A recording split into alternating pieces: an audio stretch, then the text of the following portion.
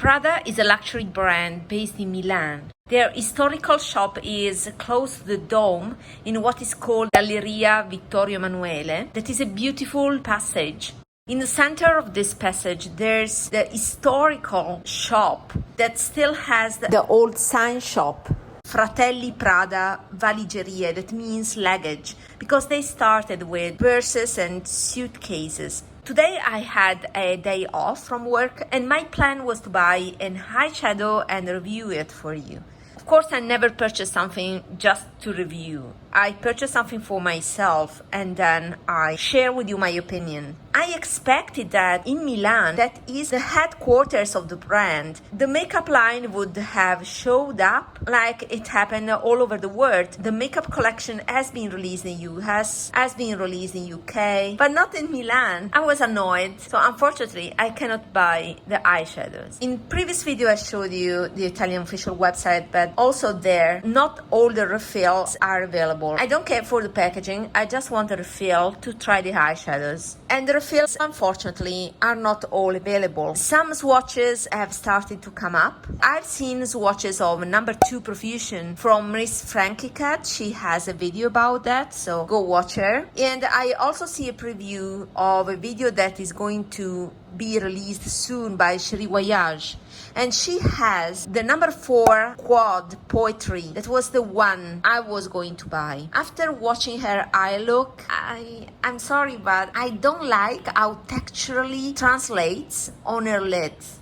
It's nothing special. I won't buy, the number 4 Poetry anymore. From what I've seen, I'm not willing to pay that amount of money that is high for a quad that I don't like anymore. I don't like how the green shows and blends. It seems kind of patchy and dirty unless you go for a color block that is actually the promotional photo, and I don't find it special. That's the point. I'm willing to pay that kind of money if I only find the texture to be sensational, very unique. Otherwise it's just not worth. And number 4 was a letdown from what I've seen, of course.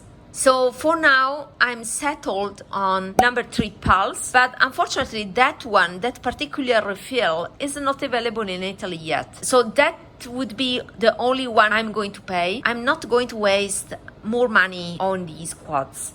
Number 2, that seems to be the favorite of the makeup artist that has curated this launch. That particular quad is a black and silver, and those colors are so basic. And moreover, I have also those colors in this Pat McGrath Holiday Quint, and one of you observed that also these quints are without the metallic pans.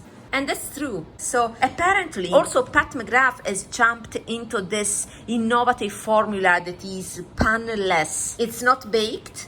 In this case it's particularly squishy, but you notice that here you find a silver and a black.